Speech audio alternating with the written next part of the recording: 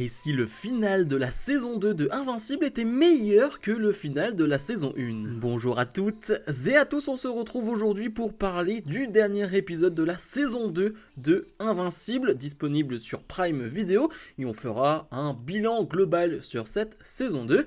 Ne perdons pas une seule seconde, allons-y. L'épisode est plutôt simple à comprendre et à appréhender parce que dès le début, on revient sur ce qui s'est passé la semaine dernière avec Angstrom. Merci à ceux qui m'ont redonné le nom en commentaire de la vidéo de la semaine dernière, mais dans cet épisode, ils vont le nommer à plusieurs reprises, donc c'était beaucoup plus simple pour moi de retenir son nom de méchant. Donc Angstrom qui est à la maison de Mark, est avec la mère de Mark et le frère de Mark, Oliver, et clairement on les prend en otage, mais surtout il va demander à Mark de venir. Mark va arriver, va s'en suivre une bataille, une guerre entre les deux pendant une trentaine, quarantaine de minutes.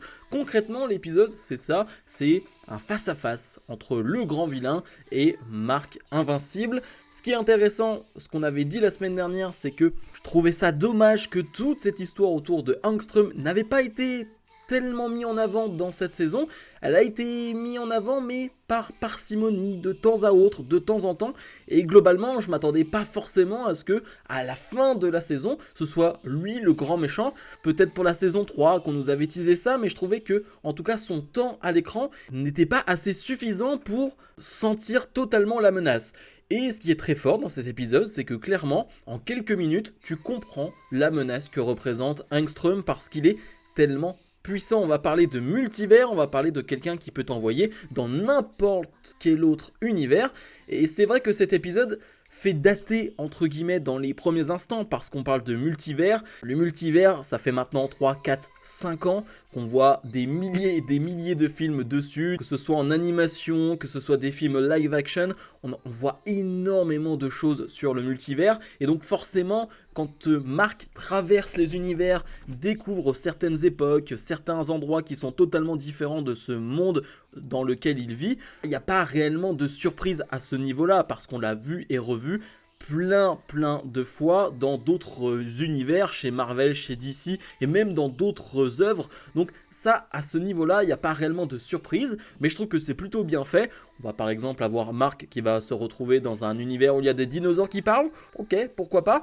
Encore une fois, il faut quand même le préciser, l'animation est pas terrible et ça me gêne quand même. Sur certaines scènes, ça me gêne parce que, je l'ai déjà dit, mais il y a des scènes qui sont tellement stylées, tellement classe. Si c'était un chouïa plus beau, ça rajouterait quand même quelque chose de plus. Mais bref, ce qui est sûr, c'est que Mark va être renvoyé dans tous ces univers et on va voir quelques références très sympathiques. Premièrement, il va être envoyé dans un univers où il va se retrouver en plein milieu d'une bataille, d'une baston entre une espèce de Spider-Man et une espèce de Dr. Octopus.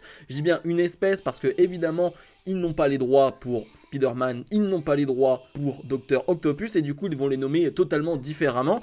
Et le visuel est similaire mais un peu différent.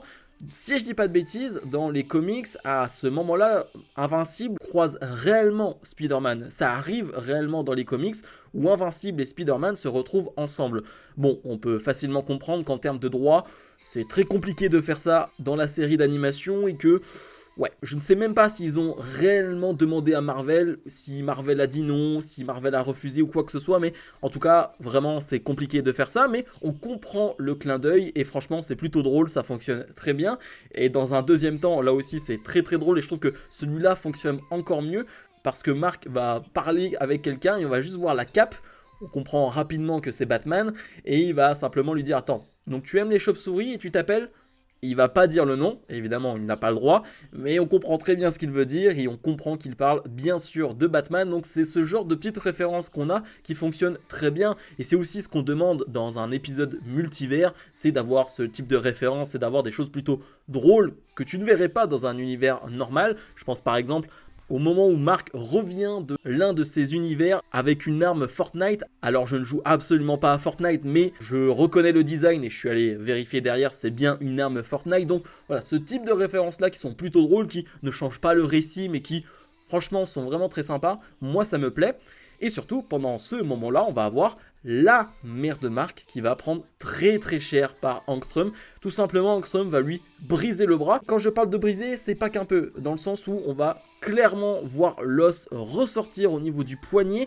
On peut dire que la main ne tient que par la peau parce que l'os est totalement déchiré, détruit. C'est assez violent Invincible cette saison, encore plus que la saison 1 je dirais, parce que certes on a ce moment là, mais on a aussi le moment où Angstrom se remémore tout ce que Invincible a fait dans les autres univers. D'autres Invincibles ont été des tyrans, ont été tout simplement des méchants qui terrorisaient la Terre. On voit un Mark qui, d'un coup de main, met une petite claque, décapite des personnes à la chaîne. C'est assez violent et donc c'est pour ça qu'Angstrom n'arrive pas trop à comprendre ce parallèle qui est fait parce que il voit Mark devant lui qui est très sympathique, celui-là en tout cas il n'a rien fait de mal et Mark lui dit que justement Angstrom l'a sauvé il y a quelques temps. On nous remonte des images de ce sauvetage, je ne m'en rappelais absolument pas pour être honnête avec vous et donc il ne comprend pas ce dilemme là de côté dans les autres univers dans lequel il est allé, dans lequel il a vécu. Invincible et la terreur ultime, et dans cet univers là, c'est pas du tout le cas. Donc il y a tout ce dilemme là, ce parallèle qui est fait, qui est vraiment très intéressant, et encore une fois c'est bien violent, jusqu'au moment où Mark comprend un peu comment ça fonctionne, ce multivers, et comprend de quelle manière il utilise ces espèces de cercles à la Doctor Strange, si on peut dire, pour contrer Angstrom. Ils vont se retrouver dans un univers un peu désertique et à ce moment-là, Mark va totalement péter les plombs. Mark va détruire totalement Angstrom. Il n'arrive plus à s'arrêter. Il y a un bain de sang à tel point que Mark est recouvert de sang, mais de la tête aux pieds, il en a partout. Il est tout rouge.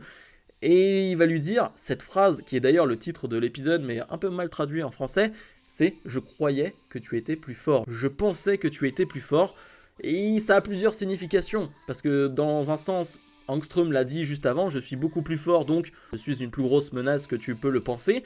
Et ça a aussi le sens de Mark qui s'est trop donné, Mark qui n'a pas su contrôler ses pouvoirs, qui n'a pas su contrôler sa force, et ça va être ça son problème mental jusqu'à la fin de l'épisode, c'est ce côté, je n'ai pas su me contrôler, c'est ce côté... Est-ce que je ne serai pas comme mon père? Est-ce que je ne serai pas comme Omni-Man? Parce que lorsqu'il fracasse Angstrom, on a totalement le parallèle de la saison 1 où Omni-Man détruit Invincible, lui met d'énormes patates dans la tronche. C'est exactement la même scène. Et là, forcément, Mark se pose des questions. Bon, on va résoudre cette énigme de Mark qui ne peut plus revenir dans son monde actuel avec, franchement, une résolution qui est à chier, hein, il faut dire le terme, parce qu'ils vont faire en sorte que les gardiens, finalement, du futur vont venir chercher Mark, parce que dans le futur, ils ont réussi à construire une machine pour traverser le temps, donc ils vont réussir à le ramener dans son monde, avec un petit message de la part d'une plus vieille Eve qui va lui dire « Peu importe ce que tu dis à Eve, mais il faut que tu lui parles ».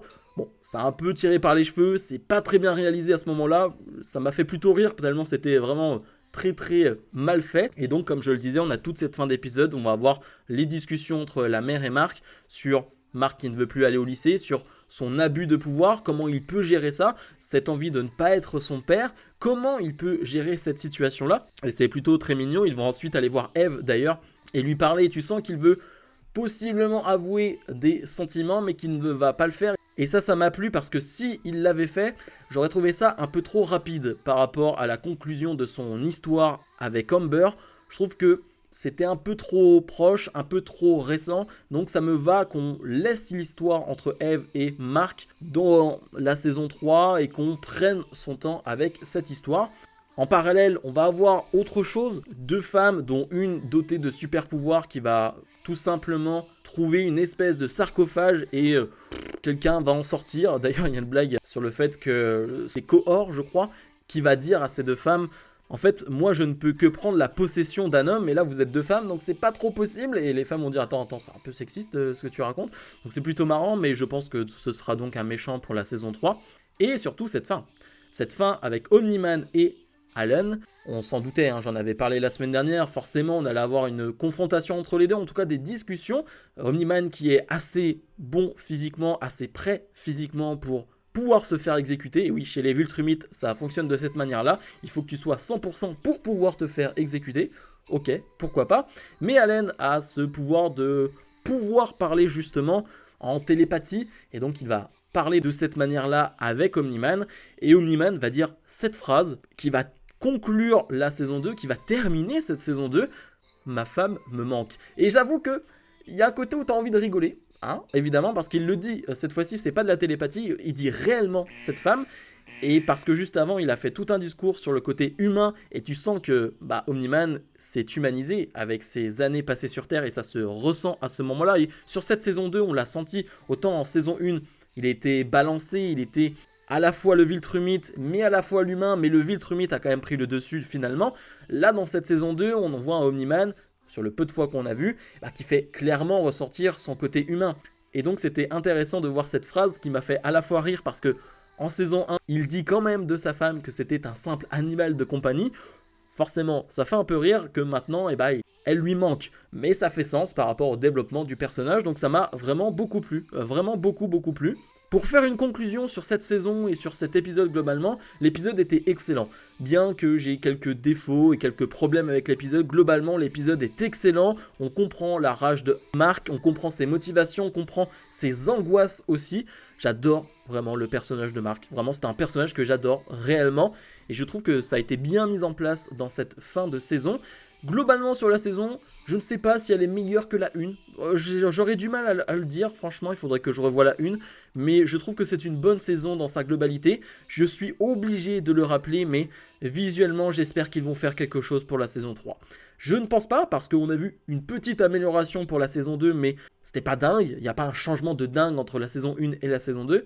Et je ne sais pas à quel point il y aura un changement visuel pour la saison 3, mais c'est dur. Je trouve quand même qu'il y a beaucoup de plans, beaucoup de scènes qui sont très dures visuellement.